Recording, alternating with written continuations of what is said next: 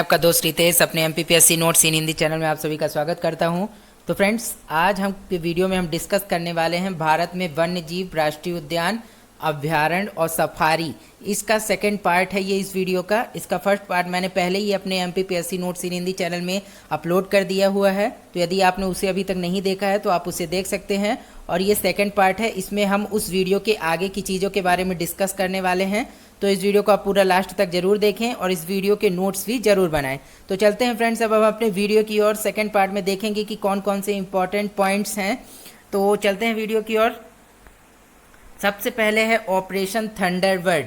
Operation Thunderbird क्या है? तो इसमें 30 जनवरी से 19 फरवरी 2017 के मध्य वन्य जीव अपराध नियंत्रण ब्यूरो द्वारा भारत में ऑपरेशन थंडरबर्ड चलाया गया और यह अभियान बहुप्रजाति जीवों की सुरक्षा हेतु चलाया गया। ठीक है, तो आप ध्यान रखिएगा कि ऑपरेशन थंडरबर्ड क्या है। तो वन्य जीव अपराध नियंत्रण ब्यूरो द्वारा भारत में ऑपरेशन थंडरबर्ड चलाया गया। ये किसके लिए है? तो बहुप्रजाति जीवों की सुरक्षा हेतु। ठीक है, इसके बाद देखते हैं कि आगे क्या है। तो आगे है भारत के प्रमुख राष्ट्रीय उद्यान। जो भारत के प्रमुख राष्ट्रीय उद्यान है, जो की परीक्षा में पूछे जाते हैं, कई बार एग्जामों में ये पूछे जा चुके हैं और जाहिर सी बात है कि आगे भी पूछे जा सकते हैं। तो किस किस राज्य में कौन कौन से इंपॉर्टेंट राष्ट्रीय उद्यान हैं जो कि पूछे जा सकते हैं एग्जाम में, तो उसके बारे में हम एक एक करके देख लेते हैं। तो सबसे पहले है अंडमान निकोबार द्वीप समूह का कौन सा है? तो सैडल पीक राष्ट्रीय उद्यान और साउथ बटन द्वीप राष्ट्रीय उद्यान। ठीक है, इसके बाद अगला क्या है? आंध्र प्रदेश का तो राजीव गांधी राष्ट्रीय उद्यान और एक अगला क्या है? पापी कोंडा राष्ट्रीय उद्यान। ठीक है, आप एक एक करके नोट करते जाइएगा सभी को। इसके बाद देखते हैं कि अगला क्या है। तो अगला है अरुणाचल प्रदेश में। अरुणाचल प्रदेश में कौन सा है? तो नामदफा राष्ट्रीय उद्यान। ये कई बार एग्जाम्स में पूछा जा चुका है, नामदफा राष्ट्रीय उद्यान के किस राज्य में आता है, तो आप इसे ध्यान रखिए। इसके बाद अगला क्या है? ये तो और मोस्ट है, असम के राष्ट्रीय उद्यान कौन कौन से?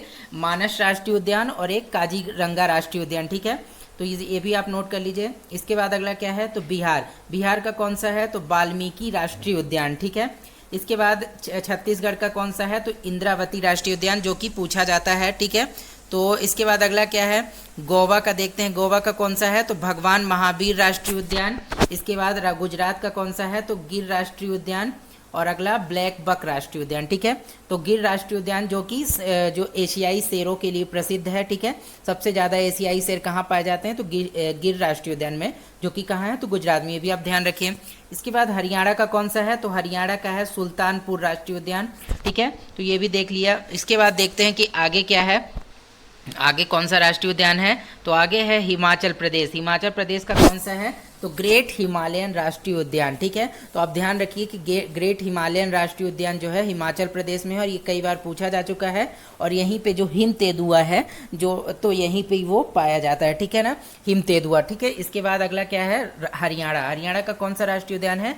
तो सुल्तानपुर राष्ट्रीय उद्यान और पिन वैली राष्ट्रीय उद्यान। ठीक है, इसके बाद अगला क्या है? जम्मू कश्मीर में। तो जम्मू कश्मीर का कौन सा राष्ट्रीय उद्यान प्रसिद्ध है? सलीम अली राष्ट्रीय उद्यान और दाचीगाम और किश्तवाड़। ये तीनों ही बहुत ही मोस्ट फ्रेंड्स, ये कई एग्जाम्स जो हुए हैं मध्य प्रदेश के से हैं और या फिर मध्य प्रदेश PSC या मध्य प्रदेश के कोई भी एग्जाम, तीनों में ये कई बार पूछे जा चुके हैं। तो ये मोस्ट इंपॉर्टेंट है। ठीक है, इसे ध्यान रखिए। इसके बाद अगला क्या है? लद्दाख। लद्दाख का कौन सा राष्ट्रीय उद्यान है? तो हेमिस राष्ट्रीय उद्यान, जो कि सबसे बड़ा, भारत का सबसे बड़ा राष्ट्रीय उद्यान यही है। ठीक है, तो आप इसे ध्यान रखिएगा, हेमिस राष्ट्रीय उद्यान क्षेत्रफल के हिसाब से। इसके बाद अगला क्या है? कर्नाटक।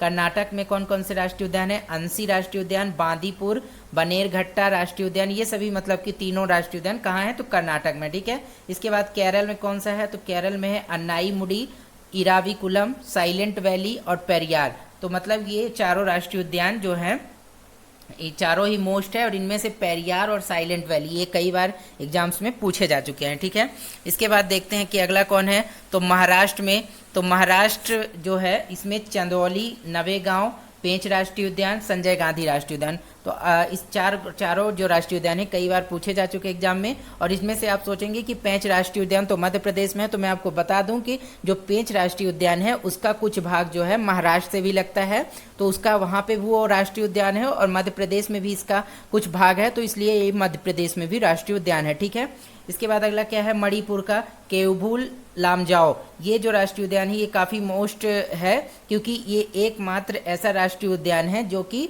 तैरता हुआ दुनिया दुनिया का एकमात्र तैरता हुआ राष्ट्रीय उद्यान है। ठीक है, तो ये काफ़ी ज़्यादा प्रसिद्ध है।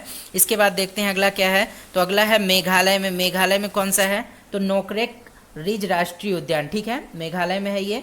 इसके बाद उड़ीसा में कौन कौन से हैं, तो सिमलीपाल और भीतरकनिका, ये दोनों राष्ट्रीय उद्यान कहाँ हैं, तो उड़ीसा में है। ठीक है, इसके बाद अगला क्या है, राजस्थान का राष्ट्रीय उद्यान देखते हैं। तो राजस्थान में कौन कौन से हैं, सरिस्का राष्ट्रीय उद्यान, रणथंभौर, केवला देव घाना, ये तीनों राष्ट्रीय उद्यान कहाँ हैं, तो राजस्थान में। इसके बाद अगला क्या है, तमिलनाडु। तमिलनाडु में कौन कौन से हैं, तो मन्नार की खाड़ी राष्ट्रीय उद्यान और इंदिरा गांधी, जिसे अन्नामलाई भी कहा जाता है, और मृदुमलाई। ठीक है, ये तीनों राष्ट्रीय उद्यान तमिलनाडु के हैं। इसके बाद देखते हैं कि अगला क्या है, त्रिपुरा का कौन कौन सा राष्ट्रीय उद्यान है, तो क्लाउडेड लियोपर्ड राष्ट्रीय उद्यान। ठीक है, तो ये नाम ही है, एक चीता जो होता है उसके नाम पर ही रखा गया। क्लाउडेड लियो, जो तेंदुआ होता है क्लाउडेड लियोपर्ड, उसी के नाम पर ही राष्ट्रीय उद्यान का नाम रखा गया है। ठीक है, और इसके बाद यहाँ पर उत्तराखंड में कौन सा राष्ट्रीय उद्यान है, कारवेट, नंदा देवी फूलों की घाटी का राष्ट्रीय उद्यान। ये दोनों ये तीनों ही काफ़ी महत्वपूर्ण हैं, और जिसमें से कारवेट जो राष्ट्रीय उद्यान है वो भारत का पहला राष्ट्रीय उद्यान भी है। ठीक है, तो आप इसे भी ध्यान रखिएगा, उत्तराखंड में।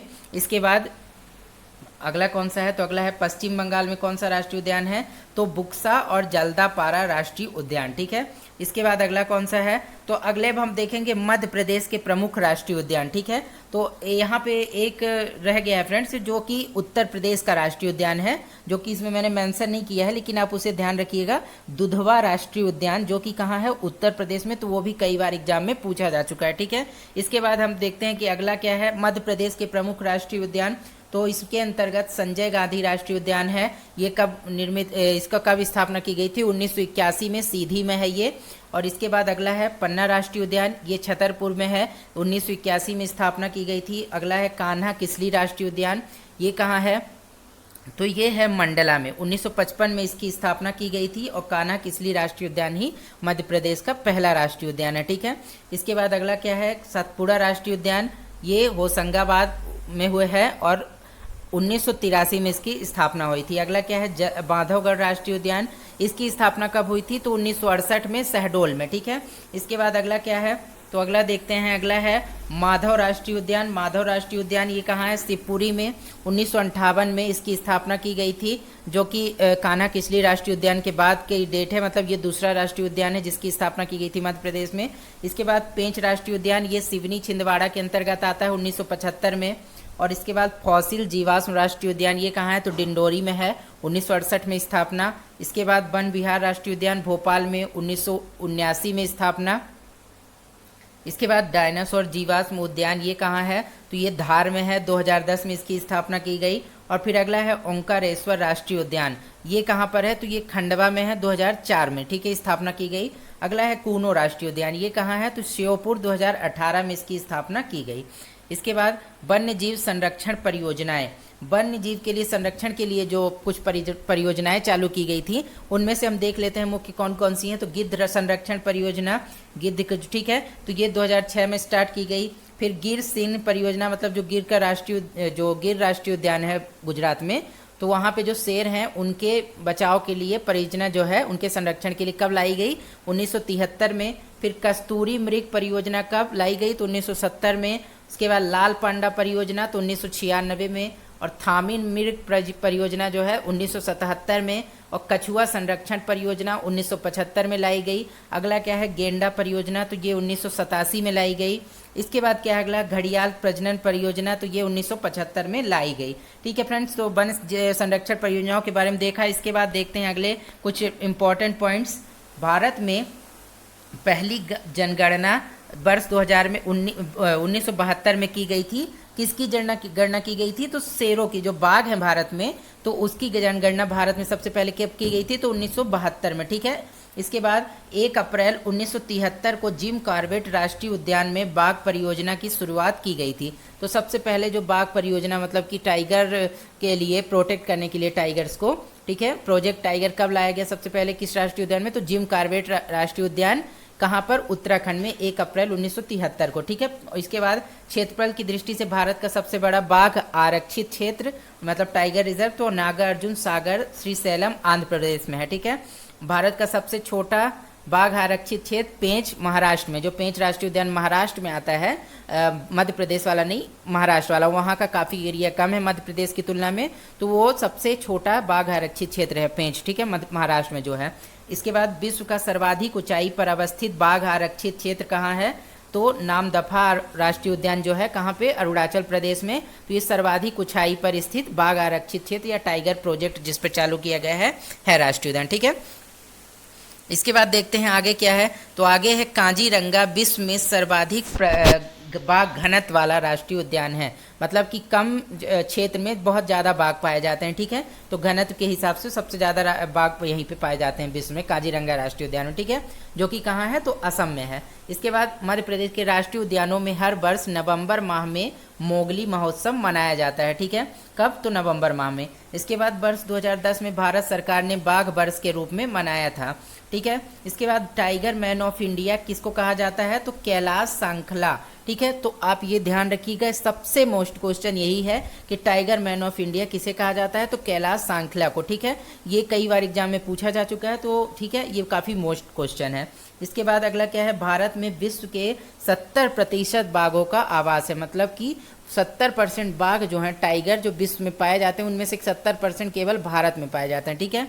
इसके बाद भारत में all India tiger estimation report 2018 के अनुसार जो है 1967 बाघ हैं, जिनमें से पहले स्थान पर मध्य प्रदेश 526 बाघ पर है, मतलब कि 1967 बाघ हैं किसमें, मध्य प्रदेश, भारत में टोटल 2018 की रिपोर्ट के अनुसार, जिसमें से मध्य प्रदेश पहले स्थान पर है, कितने बाघों के साथ, तो 526 बाघों के साथ, ठीक है। इसके बाद देखते हैं अगला क्या है, तो अगला है भारत में हाथी संरक्षण परियोजना कब लाई गई थी, तो भारत में हाथी संरक्षण परियोजना जो है ये 1992 में चलाई गई थी, ठीक है। इसके बाद अगला क्या है, भारत में वर्तमान में 32 हाथी आरक्षित क्षेत्र हैं, ठीक है, जहाँ पर हाथियों का संरक्षण किया जाता है, ठीक है। इसके बाद देश का पहला मकड़ालय, मकड़ी का घर, जो कहाँ पर है, तो जबलपुर में स्थापित किया गया है, मध्य प्रदेश के जबलपुर में ये स्थापित किया गया है। तो फ्रेंड्स आज हमने डिस्कस किया मध्य प्रदेश के राष्ट्रीय, जो भारत के राष्ट्रीय उद्यान अभ्यारण्य सफारी से रिलेटेड सेकंड वीडियो में हमने डिस्कस किया कई इंपॉर्टेंट पॉइंट्स के बारे में,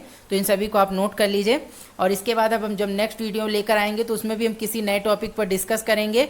तो उसके लिए फ्रेंड्स आप मेरे चैनल MPPSC नोट्स इन हिंदी को सब्सक्राइब कर लें, ताकि मेरे आने वाले सभी वीडियोज़ के नोटिफिकेशन आपको मिलते रहें। तो आज के लिए इतना ही फ्रेंड्स, यदि वीडियो आपको अच्छा लगा हो तो इसे लाइक और शेयर जरूर करें, और कमेंट करके मुझे ज़रूर बताएं कि वीडियो आपको कैसा लगा। ओके फ्रेंड्स, आज के लिए इतना ही, बाय बाय।